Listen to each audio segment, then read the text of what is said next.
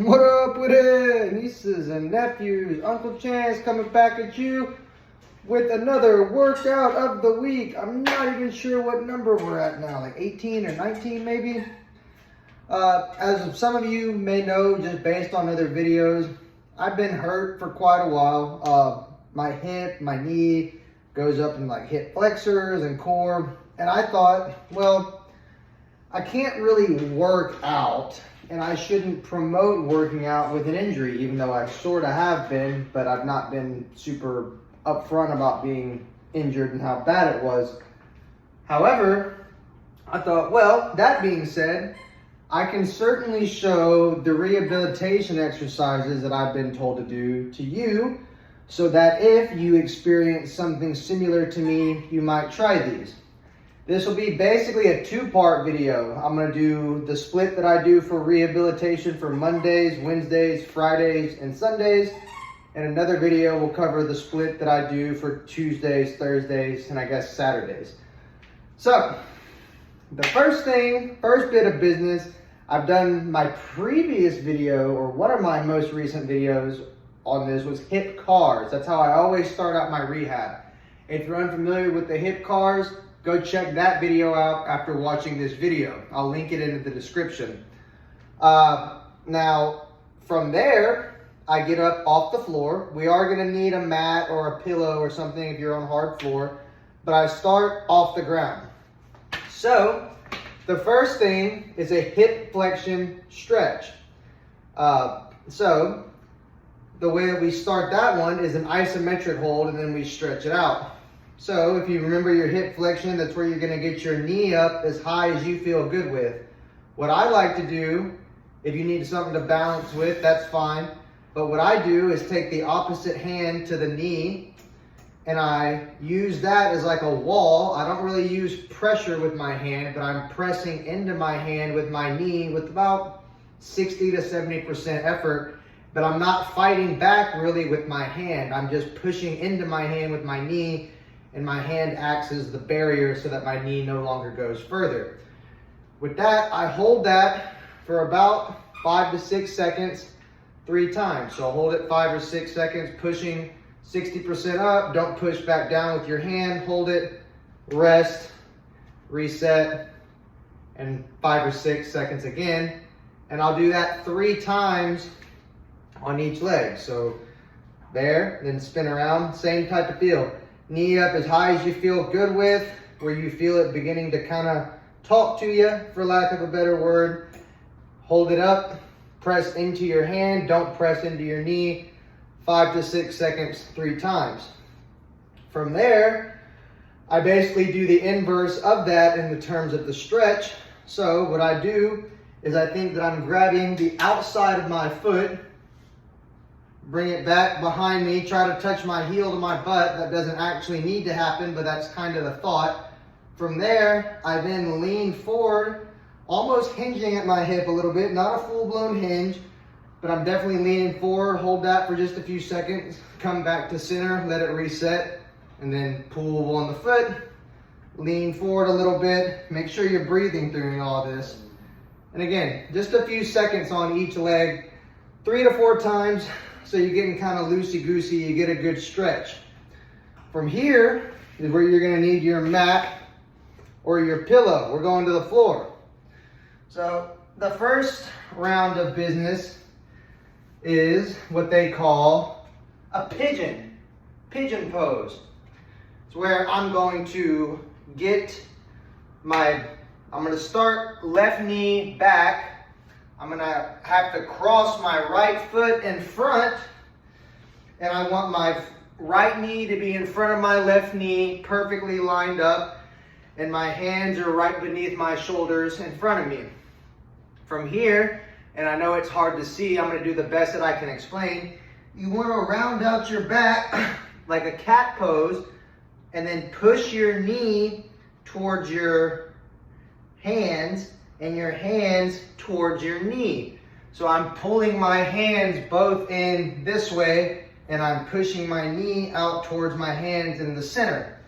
So I'll want to hold that for 5 or 6 seconds, rest, Then I'm gonna pull my knee towards my right wrist and my right wrist towards my knee. 5-6 seconds, rest, hello BK. And then I'll go left wrist to knee, hold, make sure you're arching your back, make sure you're breathing 5 or 6 seconds. So it's 3 different poses, center, right, left, and I'll do the same thing the other way. So flip it around, put my knee, left knee in front of the right, line them up, same thing.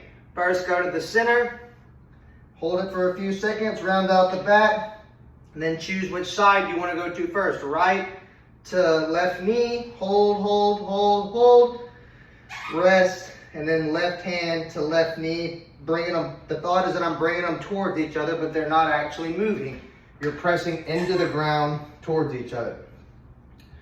From here, I then go to my stomach, and I do what is called dive bombers, or some people know them as Superman, and even kind of like prone cobras. I've done prone cobras in the past.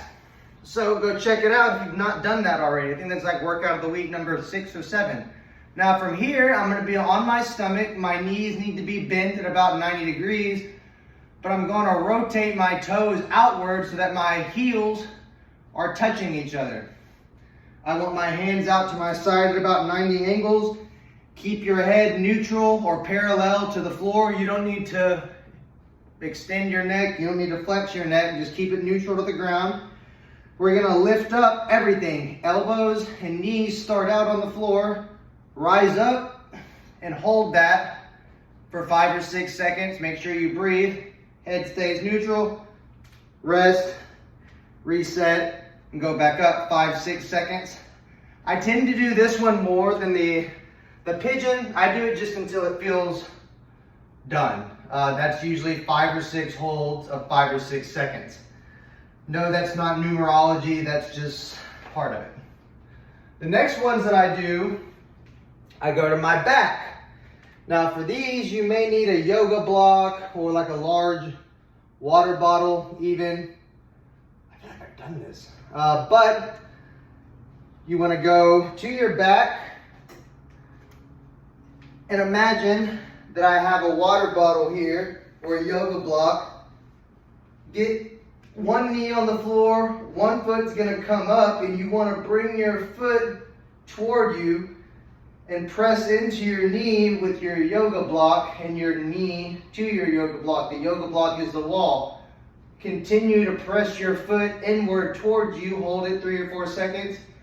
Rest, take a deep breath, and then go a little further. Hold that 3 or 4 seconds, a little further yet. Whenever you have your yoga block, you don't need to be pushing into your knee. Your knee is pushing into it. The yoga block or the water bottle or whatever is your wall, similar to what we did in the very beginning there with the hip flexion. Once you hold that position for 5 or 6 seconds, 3 or 4 times, then switch feet. Same deal. Externally rotate your hip, bring your foot in, press into your knee, and hold 5-6 seconds. Make sure you're flexing your foot up too. That's important. Rest, push back in, flex the foot up, hold it 5-6 seconds. After that, I do figure 4s. I've got a video on figure 4s as well, and I'll link that in the description. But I'm going to show you anyways really quickly, just so it's a full thing, just as a recap. So you'll stay to your back. And the idea here is you need to be able to touch your heels with your fingertips. Cross one foot over your quad. Make sure your ankle doesn't dig into your quad. Do a hip bridge. Press your knee down. Flex the foot up. And stay engaged, meaning that everything, including that left foot, is pressing into the floor. You're pressing your knee down. Hold that 5-6 seconds, release, let it go back, and then come back up. Press the knee down, hold the hips up, flex your foot 5-6 seconds, 3 times or so with each foot, each side, however you want to word that. And that's really it. From there, I tend to hang, kind of pop my back, stretch out my lats, roll a little bit, stretch a little more, do my own personal favorite stretches. That's really it. That's rehab split part 1. I'm going to show you rehab split part 2, most likely in the next workout of the week, depending on how I'm feeling, depending on what I feel comfortable doing and showing you. I'm to the point to where we're a little bit limited. So, and that's the thing. That's what this is all about, is what can we do with limitations, whether it be equipment, whether it be our bodies, whether it be whatever, space. Do what you can. I hope you get better. I hope this finds you well. And until next time, Uncle Chance out of here. Peace.